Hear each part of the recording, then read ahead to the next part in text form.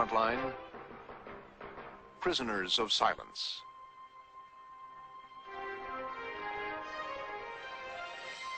Funding for Frontline is provided by the Corporation for Public Broadcasting and by annual financial support from viewers like you. This is Frontline.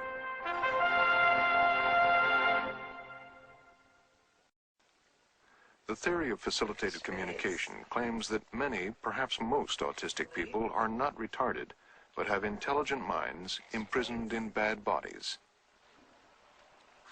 R, either for.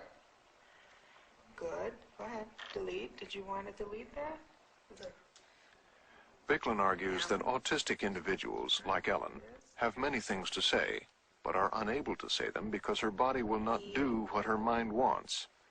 But with a little help or facilitation, holding her hand, wrist, or elbow, her body's often jerky movements can be smoothed out, allowing her to type letters on a keyboard. Talk. I. N. G. When Douglas Bicklin discovered the method during a visit to Melbourne, Australia, he realized that everything known about autism might be wrong.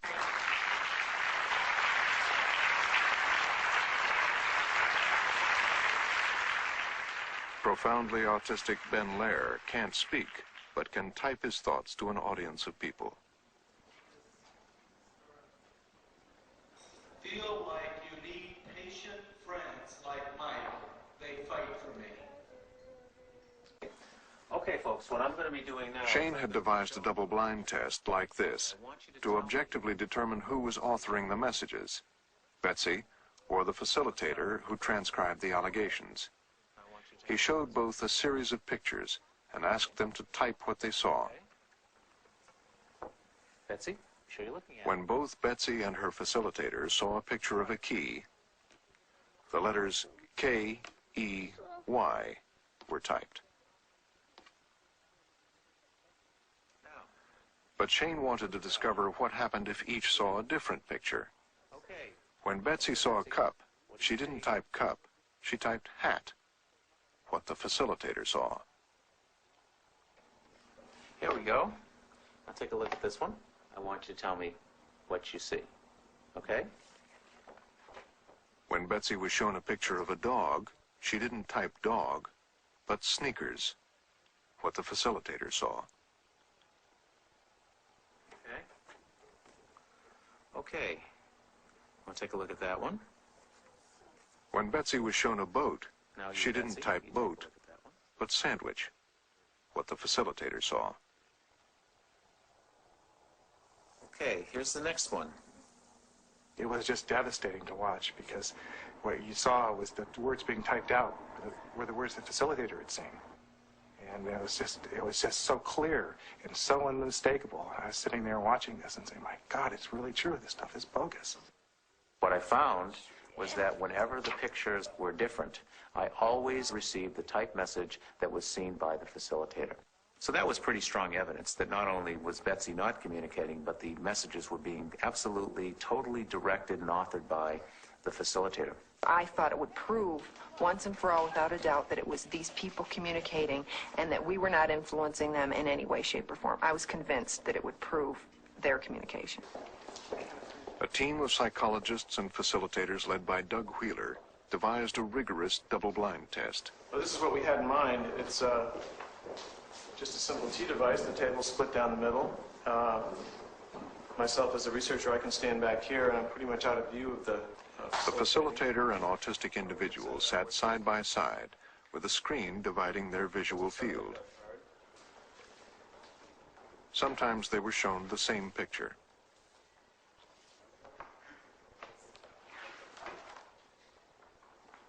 Sometimes different ones. They tested 12 clients, facilitating with 9 staff members, many who were trained in Syracuse. They ran dozens of trials. The results were shocking. We literally really didn't get one correct response. I mean, it was unbelievable, really. given our prior belief systems about the whole thing. We ran 180 trials. There were 180 trials where valid communication could have been demonstrated, and none did. We had overwhelming evidence for facilitator control. That was the main finding. So woman. And it began to dawn on us that the impact on the facilitators was going to be traumatic. Their belief had grown to such an extent and was continuing to grow at that point where it really had become an essential part of their belief system, an essential part of their personality. And people would use phrases like, FC is my whole life, FC is my life. These people were dedicated. They spent their own money doing training. They spent their own money to buy canned communicators. The dedication was phenomenal. And we had evidence that these people were all controlling the typing, and we knew it was unconscious. We knew these people had no idea they were controlling it. That was clear. So, yeah, we began to be very concerned. It was devastating to see the data just there in black and white in front of you. It was mind-boggling.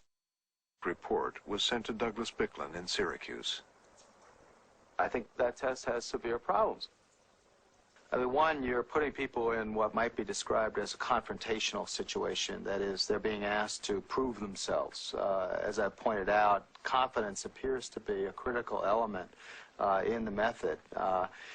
If people are anxious, they may in fact freeze up in their ability to respond. They may lose confidence. They may feel inadequate. If there was a bias, it was a bias in terms of proving that it was real. I mean, we selected cards that people experienced in their everyday lessons. We ensured that the individuals participating were paired with the facilitators they had the most success with. We tried to make the setting as natural as it could be. We encourage people to bring the reinforcers that they use in their normal everyday lives. Turn total control over in terms of to the facilitators. If the person wasn't comfortable that day, they could stop it whenever they wanted to. There has been no instance in which a participant has successfully identified an object through FC. These results suggest that the communications previously reported from individuals with autism may have been influenced by facilitator coactivity. FC had claimed to unlock expressive literacy in nonverbal autistic individuals. Under controlled scientific conditions, that literacy vanished. To date, over a dozen studies involving hundreds of children and researchers in 3 different countries have reported negative findings, but Bicklin remains unconvinced. A number of these studies have asked people to name objects or name pictures. It turns out that for people with autism and some other developmental disabilities, a number of people experience very severe word-finding problems, such that you ask people to label an object and they can't do it. They may be able to describe the object, even state what it's for, but quite typically they in fact come out with a different name of a different object.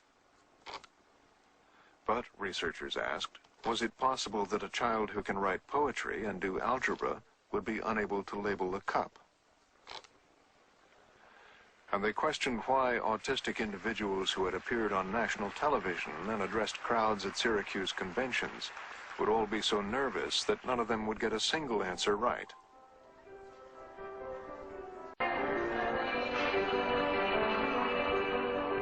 Parents' attitudes to the scientific studies were summed up in a statement typed by Jeff Powell and read by his facilitator, Sue Harnes.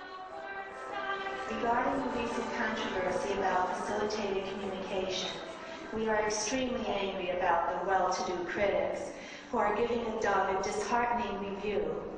We are the ones saying the words, and we are questioning the expertise of you and your compassion for autistic students.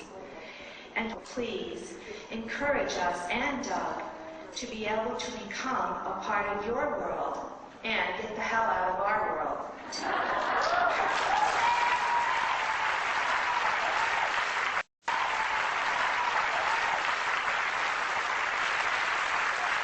But there was now too much at stake. Whether FC was true or false had become a matter of great public interest. FC networks had been established in 38 states, Millions of dollars of public money were being spent providing facilitators in schools and adult centers. You got it, Michael. Nice job. Good. Plans were being made for people to take their facilitators to college and even into the workplace. All this had happened without any public debate.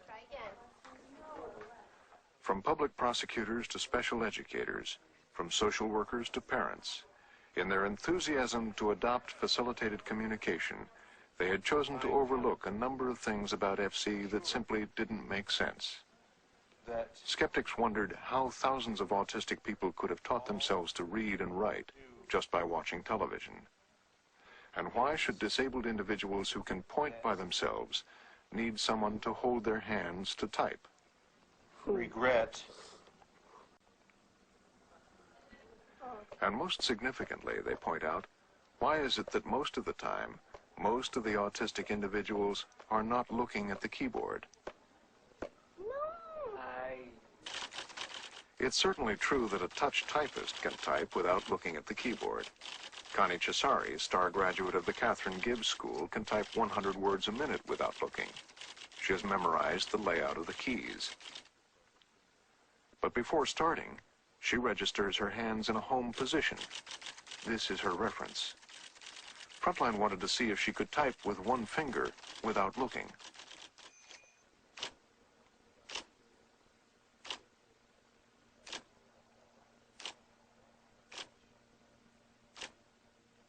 Despite her intimate knowledge of the keyboard, she can't. Nobody can.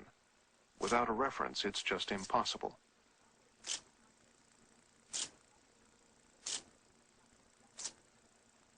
You can't be a one-fingered typist and not look at the keyboard. But does the Facilitated Communication Institute practice what it preaches? In the conference last May, Annegret Schubert, arguably the most expert facilitator in the world, gave a seminar on the importance of clients looking at the keyboard. Are able to work with less support. Is there anything you want to share with me about it? Yet minutes afterwards, she was in the corridor talking to a man with his eyes closed and a letterboard moving around in the air.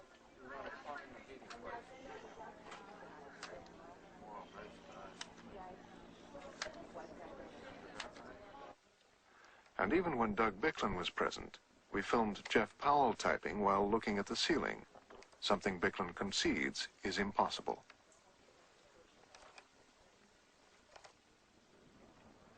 As Bicklin admits, this is a serious matter. If the autistic individuals are not looking, then the facilitators are effectively putting words into their mouths.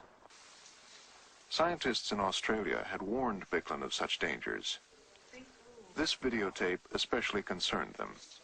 Rosemary Crossley, the founder of FC, is facilitating with a head injury victim in a coma to make a very important decision about where he will live. Because the man is in a coma, his head pointer barely moves throughout the taping. By drawing a line on the screen, it is easy to see that Rosemary Crossley is ever so slowly moving the board.